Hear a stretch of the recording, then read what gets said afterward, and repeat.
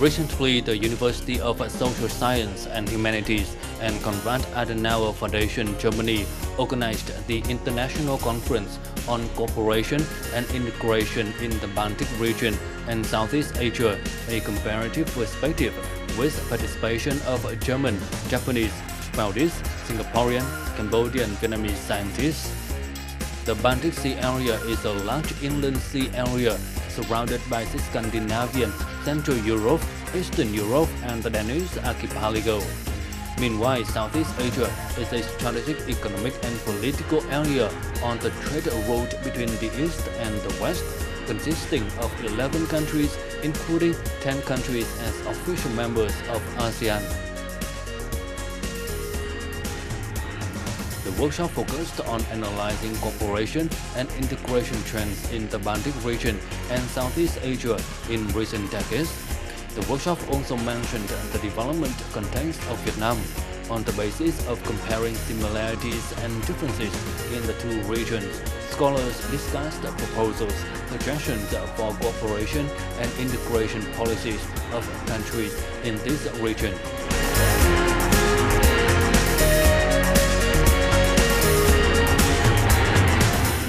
Hello everyone, and it is great to see you again in Sharing Vietnam on VTC 10 NetViet. Let's join me in the talk with Dr. Alexander Drost from the Vngn University of Germany. Thank you so much for joining us today. First of all, we'd like to have your comments and impression on the development of Vietnam since your very first trip to Vietnam in 2004. Yeah, as I said, my pleasure. The development you can particularly recognize on a very economic level. Yeah, so if you reach the country some years ago, then you had the impression that it is very at the beginning of starting to participate in these global trends of commercialization and so on. And when you arrive today, then you see that the level of professionalism, particularly in different fields, in the mobile phone field, in telecommunication, in hotel services, restaurants, and so on, has much improved. And what I also can say that the entire improvement of immigration system, of the stately level, government's level, it's much better and much more efficient as I experienced it in 2004. Yeah, so there is a huge improvement. But still, always I thought of Vietnam and the Vietnamese society as a very efficient one, if you compare that with neighboring countries in Southeast Asia. So it's just that the level of professionalization took up a very high level now. Both countries in the Baltic Sea regions and countries in Southeast Asia have very long and rich culture and history. So would you like to make some comparison between this very specific region of the world? You have to look at certain characteristics, and when you compare, for instance, the number of different cultures, then we are comparable. Yeah, so the Baltic Sea states comprises of a lot of cultures with different languages. The same is true for Southeast Asia. Then, if you compare the importance of the sea, the communication through the sea, and the different mobilities across the sea, then we have the same level of high mobility across the seas throughout the centuries. The ship was as important here as it was in the Baltic Sea region to shape the entire region, and actually made the regions much smaller, yeah, because you can reach the other countries much more quickly. If you look at the differences, then of course we have different integration level through different institutions. Yeah, we have the European Union. Most of the Baltic Sea states are members of the European Union, except for Russia.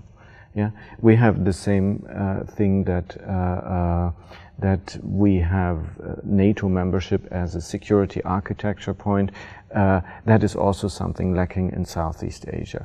What we have very much in common on these levels of institution and diplomatic structures, and that determines a lot of political engagement and diplomatic affairs in the region, but it also connects the entire region of Southeast Asia with the global politics again. May you share with us about your comments on the integration of both Baltic Sea region and the Southeast Asian region? In the 1990s, we more or less were left with a difference in economic development. So a rather, to put it very simply, a rather poor East and a rather highly developed rich West in the Baltic Sea region. Particularly the Baltic states, so Estonia, Latvia and Lithuania did, were that they were looking into the northern parts, looking at the welfare states in the Nordic countries, and assumed somehow to establish social systems that were comparable, or at least looking that they have a comparable level in the development of these welfare states. And economically spoken, in relation to the global market, then we have to say that the Baltic Sea region is very much part of the global market, that we have very, very good huge brands like Nokia. Everyone knows Nokia from Finland. Yeah, the same is true with Ericsson from that is now together with Sony Ericsson from Sweden. Everyone knows Skype, that was developed, I think, in Estonia. And beyond these tech firms, we of course have a lot of other very high impact companies. And Eastern Europe is still part of one of the biggest producers for raw materials. So a lot of wood is coming from Finland, and paper industries is quite big there. And the same is true when it comes to agrarian systems and grain production and so on. That comes from the eastern parts of the Baltic Sea region. It is shipped throughout Europe and the world.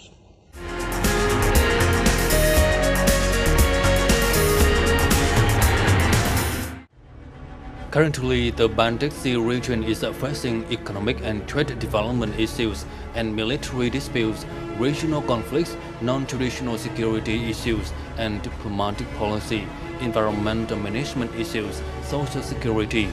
Vietnam and other countries must find appropriate solutions to these challenges.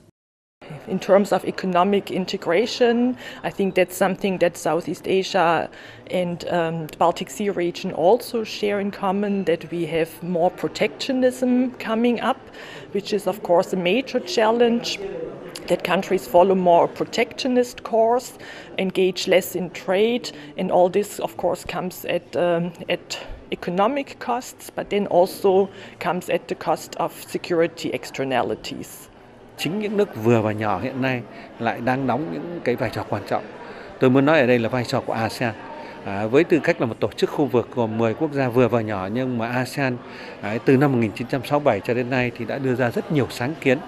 ASEAN đưa ra các cái chuẩn mực, những cái giá trị mà tôi nghĩ rằng là các nước lớn cũng đã chấp nhận, ví dụ như hiệp định hợp tác và thân thiện của ASEAN đưa ra từ năm 1976, hay là cái cơ chế diễn đàn an ninh khu vực từ năm 1993, hay gần đây là hội nghị thượng đỉnh Đông Á. Đấy, thì tôi nghĩ rằng là các nước vừa và nhỏ, trong đó có Việt Nam chúng ta, mặc dù là mới là thành viên của ASEAN từ năm 1995 đến nay thôi, nhưng mà Việt Nam bây giờ đã luôn thể hiện một cái tư thế, một cái vị thế mới, đó là một cái quốc gia có tính trách nhiệm cao, rồi tính tích cực và chủ động trong các cái hợp tác quốc tế. Any disputes and conflicts in the maritime area are always at risk of creating hotspots and tensions in international relations. Security in these areas involves not only coastal countries, but also many large countries. Many experts believe that in the current context, with rapid and unpredictable developments accompanied by many challenges, the main trend is cooperation and development.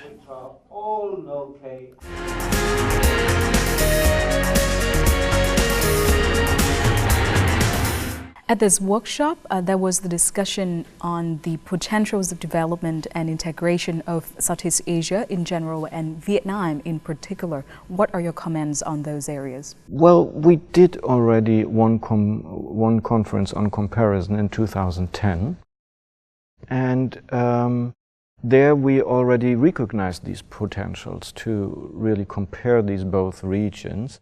This first conference in 2010 with colleagues from Vietnam, from Cambodia, and of course also from China, and then with colleagues from the Baltic Sea region, was more focusing on cultural contacts. It was still in the light of the dissolution of the two big blocks, East and West, and everyone was looking how to approach actually the neighbor, how to make contacts and how to look beyond that.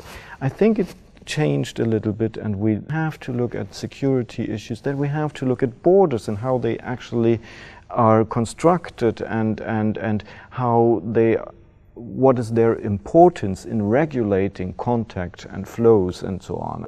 We just discussed in the former panel of the conference that Professor Min said that it is not that comparable to the NATO style, the security talks, and that he was asking actually if Southeast Asia needs something comparable like the NATO, or do they need something else? I would always say that probably you don't need NATO, you need something to create on your own. What are the lessons that Vietnam as well as Southeast Asia can learn from the integration process of the Baltic Sea regions and its countries into the global market and agenda? I think that Southeast Asia does not necessarily has to learn from us. What you can do is always look at other regions and how they solve certain problems that you probably have not a solution yet. But you should always come up with your own solutions on this, because it fits your structures and your institutions and the needs of the people much more. At least a decade ago, there were a lot of academic research if ASEAN as an integration institutionalization, if that could be compared or with the EU, or if that could develop into something like the EU. But I think we reached a level where we would say, yes, ASEAN is supporting the diplomatic interrelations between all the countries of Southeast Asia, but it will probably not have the same integrating power as EU and create something like a common economic market, common political institution with then external borders or something like that. We will probably not reach that integration level. Yeah. What should the government of Vietnam do in order to boost the cooperation and also integration of the country to the region and to the world? From a research side, I would say that Vietnam had always pursued their individual, very strong aim and ambitions in driving the Vietnamese country forward and provide a very good basis for the people to improve themselves and to improve the structures of the country, and they should continue to do so. Yeah, they should stand their point at the points where it is necessary to say we have this or that opinion to certain questions. Once again, thank you so much, Dr. Alexander Drost, for joining and sharing with us today. That is the end of today's talk show. Thank you so much for watching Sharing Vietnam. For comments and feedbacks, please send us an email at sharingvietnam@netvietTV.net. Thank you for watching and see you next time.